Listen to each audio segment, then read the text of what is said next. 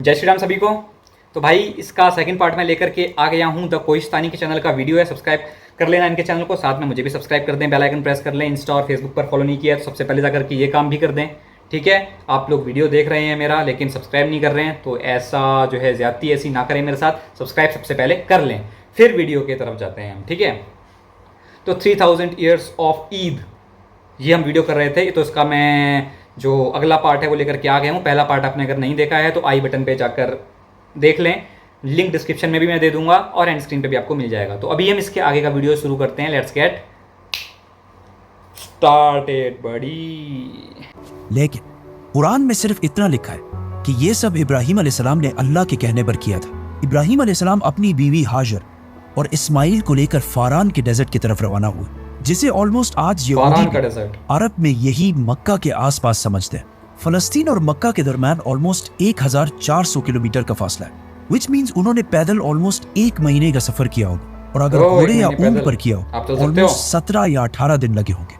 इब्राहिम अलैहिस्सलाम ने इन्हें फारान के डेजर्ट के बिल्कुल एक खाली और वीरान जगह पर लाकर छोड़ दिया और वहां से वापस फलस्तीन की तरफ रवाना हुए। उनकी बीवी हाजर ने 2 बार पूछा कि आप कैसे हमें ऐसे अकेला छोड़कर जा सकते हैं, जिस पर इब्राहिम अलैहिस्सलाम ने कोई जवाब नहीं दिया। तीसरी बार उन्होंने पूछा कि क्या ये सब कुछ अल्लाह की तरफ से, तो इब्राहिम अलैहिस्सलाम ने मुड़कर देखा और कहा हाँ, और फिर वहां से चले गए। अब इसके कुछ ही अरसे बाद हाजर और इस्माइल के पास पीने का पानी बिल्कुल खत्म हो गया, और इस्माइल अलैहिस्सलाम जो बिल्कुल छोटे से बच्चे थे, उनकी हालत प्यास से बहुत ही खराब हो गई, जिसे देखकर उनकी माँ हाजर मदद ढूंढने के लिए सबसे करीब वाली पहाड़ी सफा पर चढ़ी, लेकिन वहां उन्हें दूर दूर तक कोई नहीं दिखा।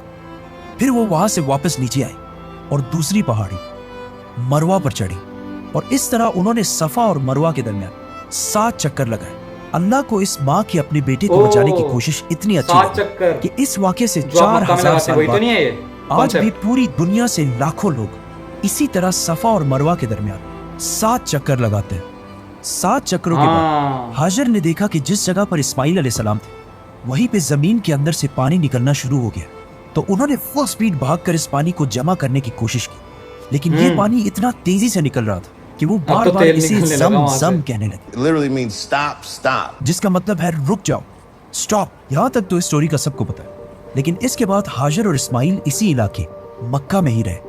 एक दिन यमन से एक कबीला बनु जुरहम शाम की तरफ जा रहा। यमन और शाम के दरमियान जो नॉर्मल रास्ता था, उसके दरमियान कोई भी मक्का वाले इलाके में नहीं ठहरता था।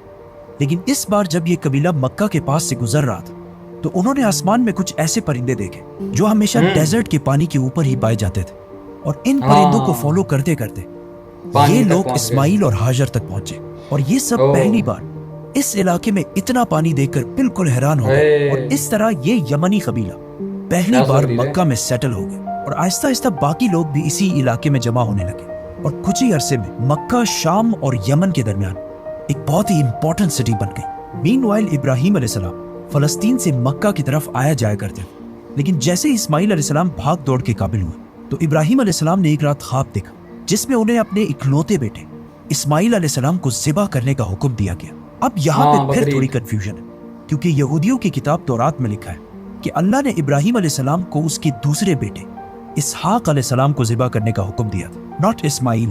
और कुरान में भी सिर्फ बेटी को ज़िबा करने का हुक्म है, किसी का नाम नहीं लिया गया, जिसकी वजह से मुसलमानों के भी कुछ पुराने स्कॉलर्स इसहाक अलैहिस्सलाम को ही ज़िबा होने वाला बच्चा समझते थे, लेकिन ज्यादातर मुसलमान आज इस्माइल अलैहिस्सलाम को ही ज़बी समझते हैं, क्योंकि कुरान में इब्राहिम अलैहिस्सलाम की स्टोरी का सीक्वेंस इस तरह है कि पहले इस्माइल पैदा हुआ, फिर ज़िबा होने का वाक़या है, और फिर इसहाक पैदा हुआ। इसके अलावा तौरात में आज भी ये क्लियरली लिखा हुआ है कि अल्लाह ने इब्राहिम अलैहिस्सलाम को अपने इकलौते बेटे वन एंड ओनली सन को ज़िबा करने का हुक्म दिया, और सिर्फ इस्माइल अलैहिस्सलाम ही 14 साल तक इब्राहिम अलैहिस्सलाम के इकलौते बेटे थे, व्हिच मींस ज्यादा चांसेस इस्माइल अलैहिस्सलाम के। इब्राहिम अलैहिस्सलाम एक दिन फलस्तीन से मक्का की तरफ गए और अपने इकलौते बेटे, जिसे उन्होंने बहुत दुआओं से हासिल किया था, उन्हें अल्लाह के हुक्म के बारे में बताया, जिस पर इस्माइल अलैहिस्सलाम ने कहा कि आप बिल्कुल वैसा ही करें जैसा आपको हुक्म दिया गया। तो इब्राहिम अलैहिस्सलाम ने मक्का में अपने बेटे को ज़िबा करने के लिए रवाना किया। तो रास्ते में उन्हें शैतान ने रोकने की भी कोशिश की, लेकिन उन्होंने शैतान को कंकरियां मार के वहां से भगा दिया। इब्राहिम अलैहिस्सलाम के शैतान को मारने का ये एक्ट भी हर साल पूरी दुनिया के मुसलमान हज में कॉपी करते हैं। और जैसे ही इब्राहिम अलैहिस्सलाम ने इस्माइल अलैहिस्सलाम को ज़िबा करने के लिए लिटाया तो अल्लाह ने उन्हें उस एग्जैक्ट टाइम पर रोक दिया और उन्हें इस्माइल की बजाय एक मेंढा ज़बा करने को कहा, और साथ ये भी कहा कि तुम्हारी इस कुर्बानी को हम आने वाले सारी नेशंस में कायम रखें। और फिर अल्लाह ने हुक्म दिया कि इसे खुद भी खाओ और बाकियों को भी खिलाओ।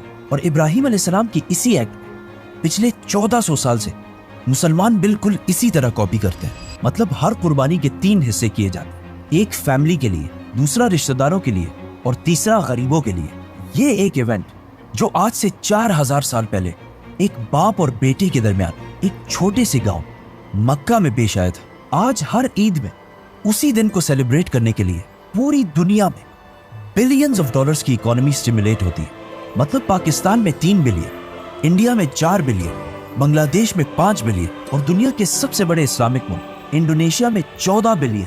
इसके अलावा सऊदी अरेबिया में 6 बिलियन और तुर्की में 2 बिलियन और इसी तरह दुनिया के बाकी कंट्रीज में बिलियंस ऑफ डॉलर्स का बिजनेस होता है। कुर्बानी के इस वाक़े के बहुत साल बाद इब्राहिम अलैहिस्सलाम एक बार फिर फलस्तीन से मक्का की तरफ आए और इस बार उन्होंने अपने बेटे इस्माइल के साथ इस सिटी में अल्लाह की इबादत के लिए एक घर बनाया, काबा, जिसके बाद इब्राहिम अलैहिस्सलाम वापस फलस्तीन चले गए और कुछ अरसे बाद वहीं पर फौत हो गए। इस्माइल अलैहिस्सलाम के बाद पूरा अरब इसी तरह हज करने के लिए हर साल मक्का आया करता और सफ़ा और मरवा पहाड़ी पर भी जाया करता था और अरब में लोग कुर्बानी भी किया करते थे। लेकिन अब 2500 साल गुजरने के बाद यहाँ के लोग बिल्कुल भूल चुके थे कि वो ये सब कुछ आखिर क्यों करते हैं और उन्होंने काबा को दोबारा उसी तरह बुतों से भर दिया था जिस तरह इब्राहिम अलैहिस्सलाम की सिटी ऊर में भरे हुए थे। तो गाइज़ ये था वीडियो, कैसा लगा आपको कमेंट सेक्शन में बता देना आप मुझे, और जिस वीडियो पर रिएक्शन देना हो वो रिकमेंड कर देना मुझे कमेंट सेक्शन में, है ना। और कहाँ से वीडियोस देख रहे हो आप ये भी मुझे बता देना, कहाँ से आप ये वीडियो देख रहे हैं, है ना। तो ये था इसमें जो है पूरा वाक़या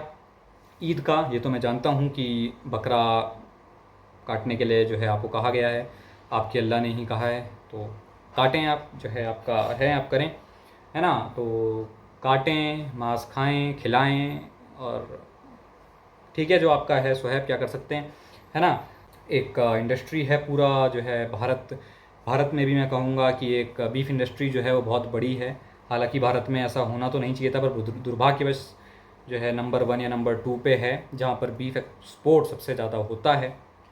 तो क्या कह सकते हैं, हम ये कह सकते हैं कि लानत है सनातनियों पे, हम जो खुद को हिंदू कहते हैं उन पर लानत है। और ठीक है अब जो है तो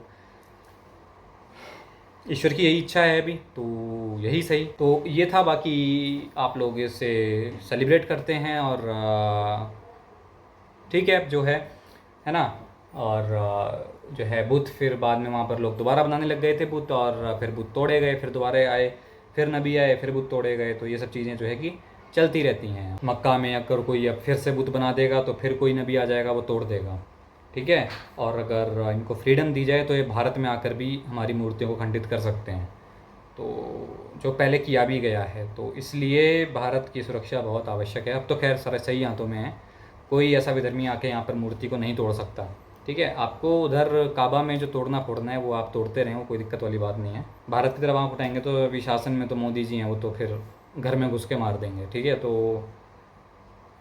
अभी तो आप मूर्ति चाह के भी नहीं तोड़ सकते, आप कितना भी चाहें कि हम मंदिर में घुस के मूर्तियाँ तोड़ दें इनकी, हिंदुओं की, लेकिन आप चाह के भी नहीं तोड़ सकते, ठीक है।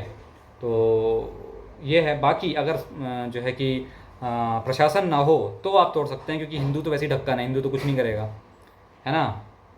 तो हम तो ये कहेंगे कि प्रशासन के बल पर जो है, प्रशासन पर इतनी पावर है, ठीक है, गवर्नमेंट पर, कि कोई आंख उठाकर नहीं देख सकता है कोई भी टेररिस्ट या इस मानसिकता का, तोड़ फोड़ वाली मानसिकता का व्यक्ति। तो ये था। बाकी मिलते हैं नेक्स्ट वीडियो में, तब तक के लिए बने रहे मेरे साथ। भारत माता की जय, वंदे मातरम, जय श्री राम।